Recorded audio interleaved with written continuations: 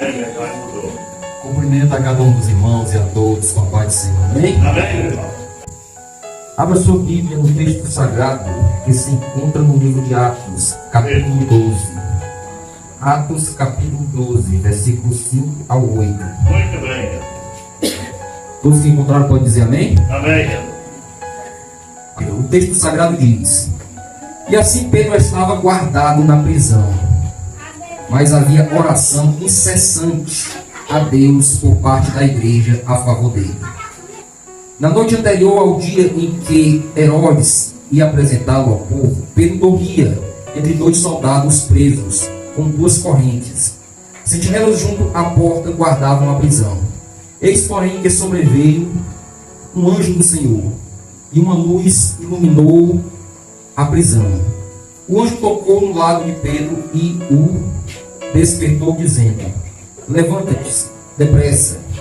Então as correntes caíram das mãos dele, e o anjo continuou: Coloque o cinto e calce a sandália. E ele assim o fez. O anjo disse mais: Ponha a capa e siga-me. Quantos podem dizer amém?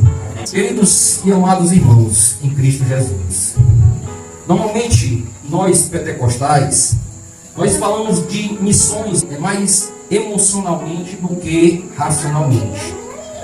O congresso de missões no Brasil são mais congressos de avivamento, e sem querer, obviamente, magoar a sensibilidade de alguém essa noite, muitas vezes mais de movimento do que de conscientização missionária. Vitória. Eu não consigo entender missões como uma oportunidade de fazer uma movimentação local e essa movimentação acabar com a bênção apostólica. A palavra que eu vou trazer para os irmãos esta noite, talvez, eu disse talvez, possa não lhe fazer pular, possa não lhe fazer falar em línguas nas mais diversas manifestações.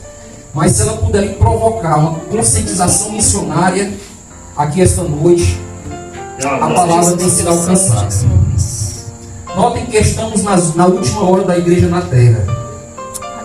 Temos que despertar para uma conscientização missionária, visto que estamos às vésperas do arrebatamento. Praticamente quase todos os sinais proféticos do capítulo 24 de Mateus, sobre os princípios das dores, quando Jesus disse que haveria terremotos em todos os lugares, estão se cumprindo. É verdade. Nunca o mundo foi tão sacudido por abalos sísmicos como nos últimos tempos. É o cumprimento da profecia de Isaías, que diz que a terra vai cambalear como um bêbado e balançar como uma cabana. E é isso que está acontecendo no planeta Terra. Ele está sendo sacudido. Ele está balançando para ver se pelo menos alguns se conscientizam para o arrependimento de seus pecados. A natureza está dando sinais claros que Jesus Cristo verdadeiramente está retornando. Aleluia, Jesus. Cada abalo sísmico é um missionário pregando para que as pessoas se conscientizem, para que as pessoas se arrependam. Jesus está voltando. Quantos acreditam? Dê um braço de glória a Deus. Glória a Deus. É a verdade. Aleluia. Sem conscientização missionária, o mundo está perdido. Missão é o assunto mais importante da palavra de Deus.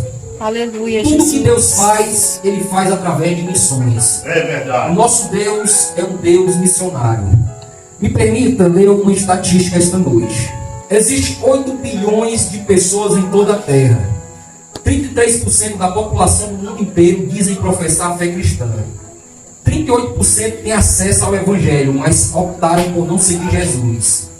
29% do mundo nunca ouviram a respeito de Jesus Cristo. 33, 38, 29. E frise que esses 33% que diz professar a fé cristã, nós sabemos que verdadeiramente nem todos são crentes em Cristo Jesus. Porque muitas vezes se dizem cristão porque é de uma família cristã, se dizem cristãos porque vem de um país cristão, e quando perguntam se é cristão, diz ser cristão, mas sabemos que a maioria não praticam de fato a fé cristã. Existem em torno de 400 mil missionários transculturais espalhados em todo o mundo, mas apenas 3% desses 400 mil são enviados para a fatia do planeta que representa 29% da população mundial. Fatia referente às pessoas que nunca ouviram falar de Jesus. Em outras palavras, apenas 12 mil missionários são enviados para evangelizar 2,3 bilhões.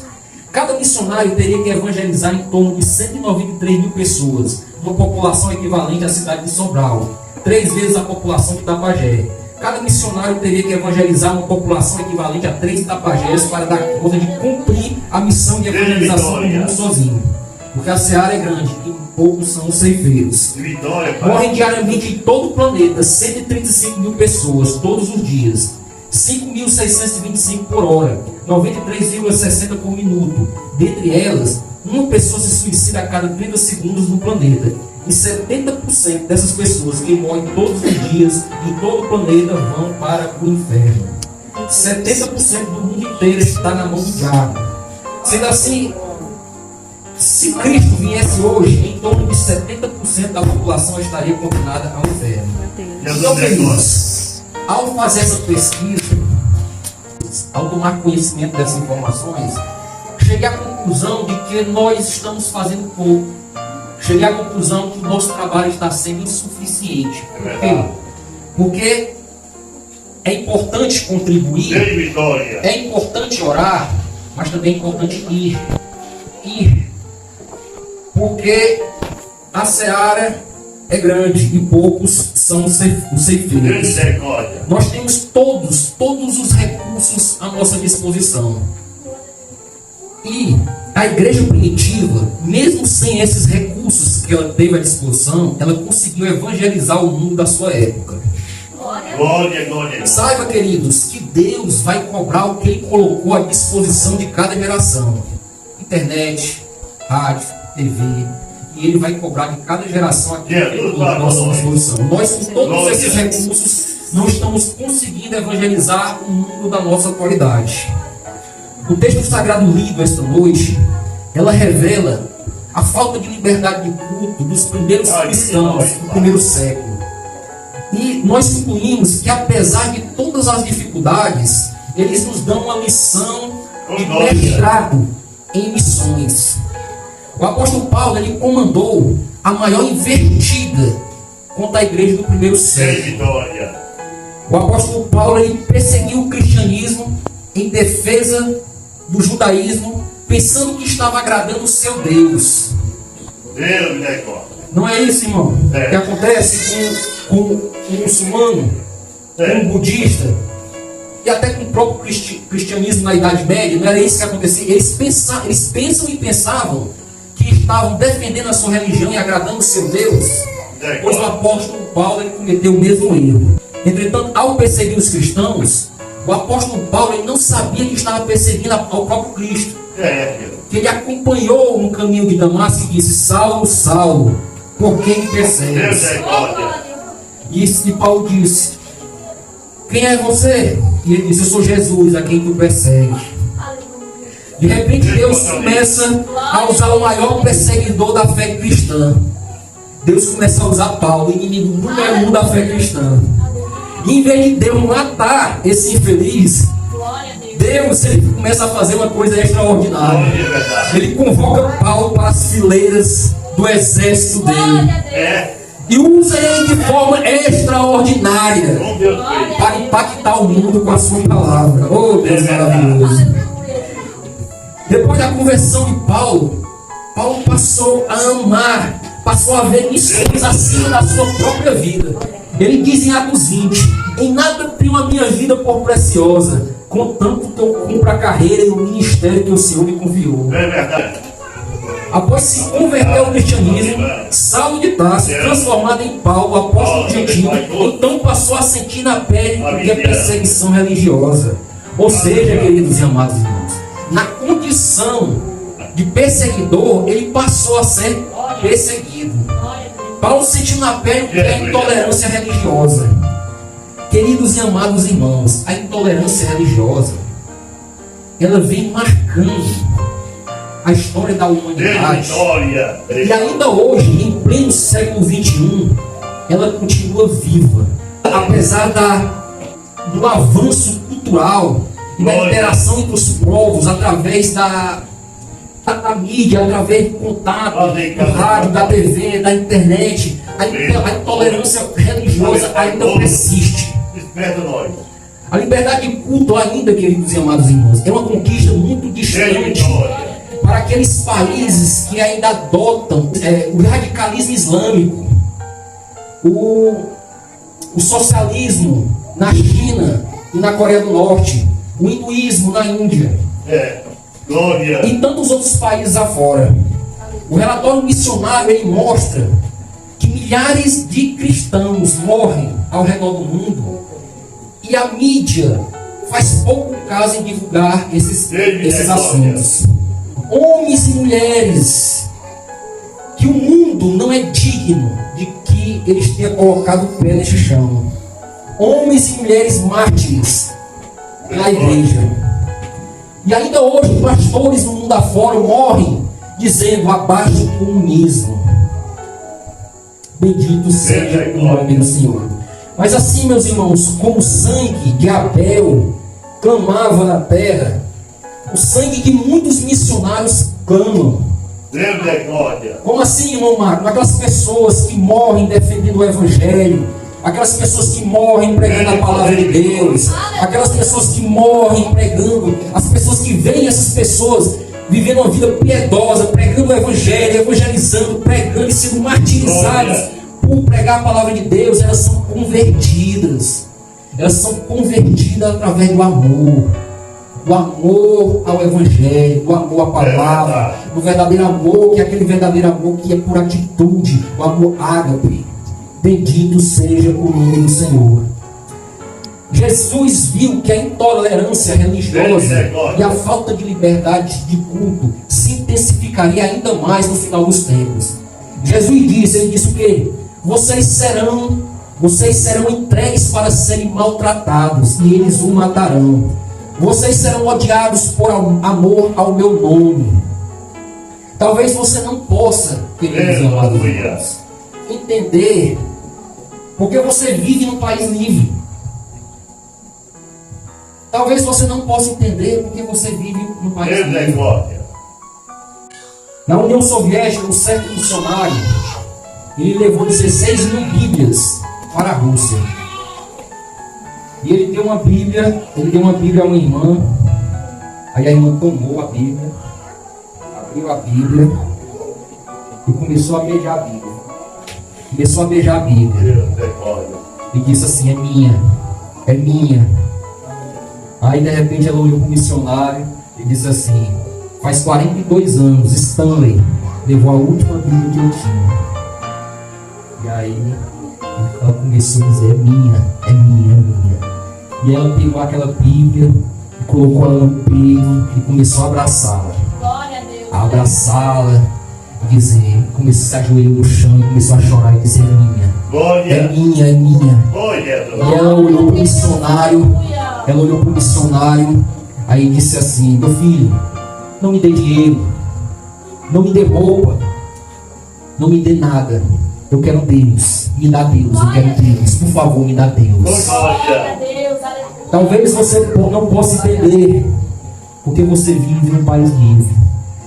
Mas esse povo reflete bem aquele versículo que diz, assim como a coça suspira por água, pelas correntes da água, por ti, ó Deus, suspira a minha alma. A água, amados irmãos, ela pode matar a sede do corpo, mas apenas Deus pode acabar a sede da alma sequiosa. Bendito seja o nome do Senhor. O Senhor é a fonte de águas vivas, irmãos.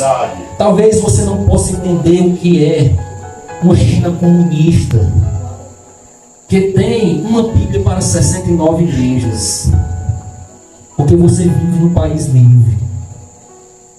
Na Igreja Batista Central em Pequim há um quadro negro, e o irmão coloca o nome do quadro negro, na Igreja Central de Pequim. 2 anos antes, o nome, o dia e a hora, para ler um salmo da Bíblia. E eles estão no outro dia após dia, noite após noite, uma fila enorme. E os irmãos chineses na fila, chorando por uma oportunidade de poder um salmo da Bíblia.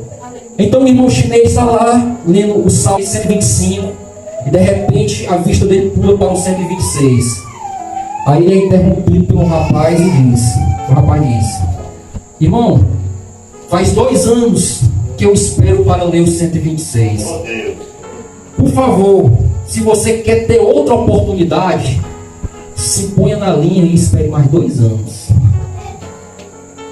Queridos, hoje a Bíblia é acessível. Deus, vitória. Hoje tem Bíblia de todo jeito aqui nesse país. Mas é nesse país. E muitas vezes a pessoa não tem a devida reverência. É verdade. Muitas vezes a pessoa não tem o devido cuidado, o amor, em manuseá-la, em guardá-la. Fala com nós, Pai. A Bíblia antigamente, queridos e amados irmãos, Fala comigo de novo também. que era oral. Tinha que decorar. Desde criança, ele aprendendo a palavra, decorar a palavra. E quando surgiu a escrita, ela foi escrita inicialmente em tábua, depois em pedra, depois em argila, aí só depois em papiro e depois em couro. Já pensou, amados irmãos, para vocês irem para a igreja precisar levar uma pedra? Colocar uma pedra debaixo do braço e vir? Ou no carrinho de mão? Difícil, né? Tem gente que não valoriza a Bíbliazinha. Está falando, Jesus.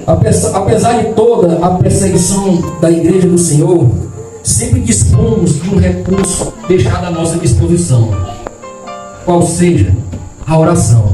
Está sendo perseguido, amados irmãos, pelo vizinho, está sendo perseguido no trabalho, a oração.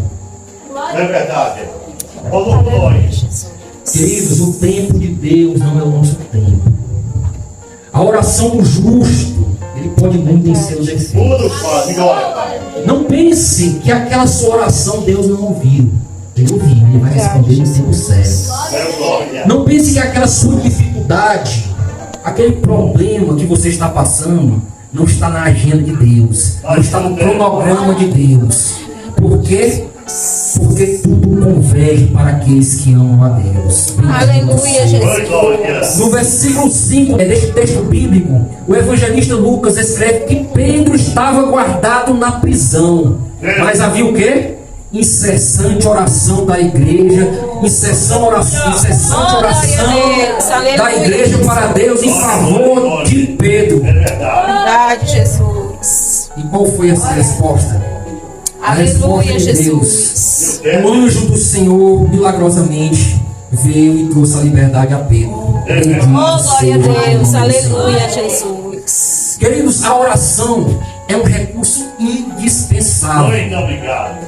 Indispensável na batalha espiritual contra as hostes dos demônios, contra as hostes satânicas. É tanto importante a oração para aquele missionário que foi, como aquele que contribui. Aleluia, Pai. Ore por aquele que contribui também, irmão. Verdade. Peça para abrir as portas, peça para abrir condições de trabalho, de emprego. Que Deus abençoe. Ele escuta a oração do justo. Glória. O apóstolo Paulo ele aconselha a igreja sempre a usar deste recurso para continuar tendo liberdade para pregar o evangelho. Glória. Portanto, queridos, a igreja primitiva não tinha Fala em prata. cada prata. A igreja primitiva ela não tinha prata e nem tinha ouro, mas evangelizou o mundo da sua época Foi. Obrigado. com o poder do Espírito Santo. Aleluia, Muito Jesus. obrigado. Nós temos hoje ouro Grande. e nós temos prata. E o poder do Espírito Santo ainda continua à disposição. Oh, glória a Deus. Aleluia, Jesus. Glória, Pai. Glória. Porém, não estamos conseguindo evangelizar o mundo de hoje. Não estamos conseguindo. Então, queridos, é para nós abrirmos a nossa consciência. Ajude, Pai. Abrirmos a nossa consciência a respeito disso. Não temos dúvida nenhuma que a igreja é o método de Jesus para evangelizar o Glória, mundo. Espírito Santo. Aleluia. Queridos, não é o governo que vai evangelizar, não é a ONU que vai pregar. Essa comissão ela foi dada à igreja. Ela foi dada a mim, ela foi dada a você. Oi, Pai, nós Se você não fizer, o governo nem a ONU vai fazer nada. é verdade. Todo missiólogo concorda que quando Jesus disse: ide por todo mundo e pregar o evangelho a toda criatura, Marcos 16:15, é muito conhecido. Ide por todo mundo e pregar o evangelho a toda criatura. O verbo ir neste texto tem caráter coativo, Glória. imperativo. Portanto, ir não é um luxo. Ir não é uma opção. Ir é uma obrigação, meus amados. Quem está dando esta ordem não é a Assembleia de Deus. Glória. Quem está dando essa ordem é a comissão dos missionários da última hora. Quem está dando essa ordem não é a CONADEP. Quem está dando essa ordem é maior do que o maior presidente deste planeta. Quem está dando essa ordem é a autoridade suprema. Quem está dando essa ordem é o Senhor do universo. Bendito seja o nome do Senhor. Ele é a suprema autoridade. Essa ordem está sendo dada pela maior autoridade do universo. Portanto, não podemos imaginar que fazer missões, fazer discípulos, pregar o evangelho, evangelizar, é apenas um atributo de quem tem um cargo, é apenas um atributo de um pastor, é apenas um atributo de um diácono, de um presbítero, é apenas um atributo de pessoas que ocupam o cargo da igreja. Pois não é de uma elite, não é de uma liderança, nem de um segmento, nem de um grupo. O Congresso de Lausanne, na Suíça, debruçado sobre este assunto, ele definiu com clareza o propósito de Deus é. Qual é o propósito de Deus? Vitória. Aleluia, Pai. Toda a igreja, levando todo o evangelho a todo homem em todo o mundo. Ou seja, todo chamado para a salvação é um enviado para proclamar a salvação. É verdade. Nenhum de nós está dispensado. Todos nós fomos alistados na maior missão de resgate do mundo. Se a igreja não compreender o seu papel e a sua obrigação de fazer missões, de evangelizar, pode ser qualquer coisa, menos igreja. Se a igreja não compreender o seu papel de evangelizar e de fazer missões, ela pode ser qualquer coisa, menos igreja. Você não precisa ir à China, você não precisa ir à Ásia ou à África para ser um missionário. Seja um missionário no seu trabalho, seja um missionário na sua escola, seja um missionário nos seus vizinhos, seja um missionário na ida e na volta da feira, seja um missionário na rede social, no Instagram, no WhatsApp, no Facebook, seja um missionário. Aleluia, Jesus. Aí alguém olha para mim e diz assim: mas eu não tenho dom para evangelizar.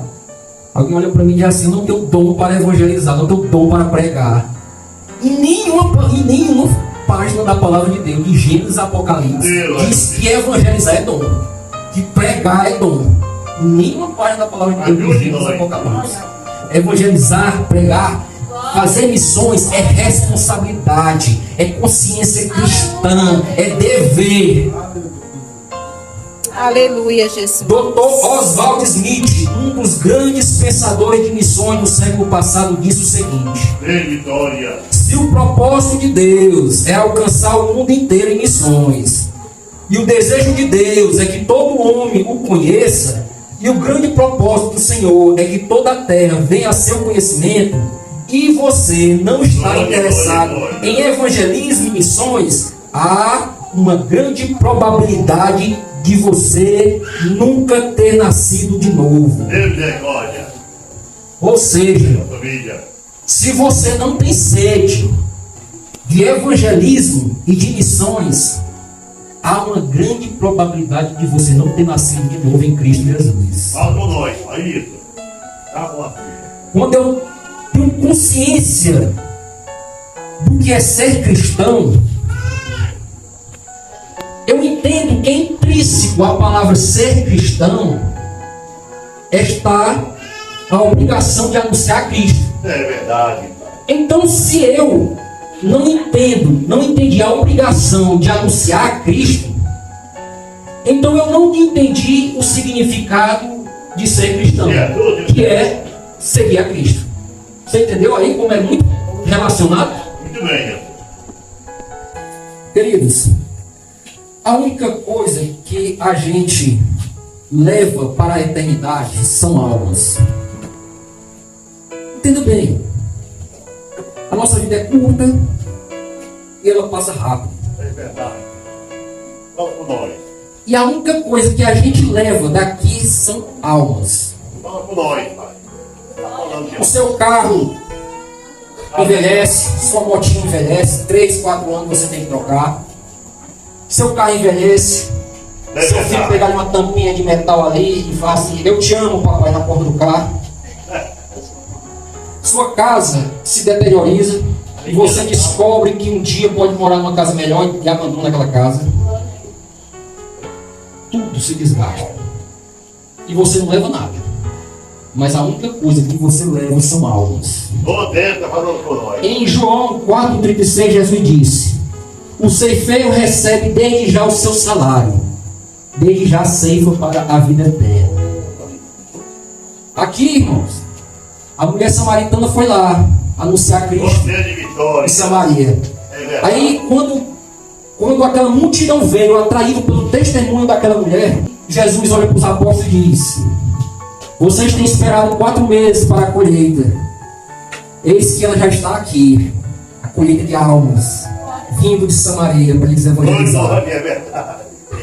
Queridos, a salvação de almas realiza tão profundamente o coração de Deus que a Bíblia não diz que a festa no céu, porque o mundo falou.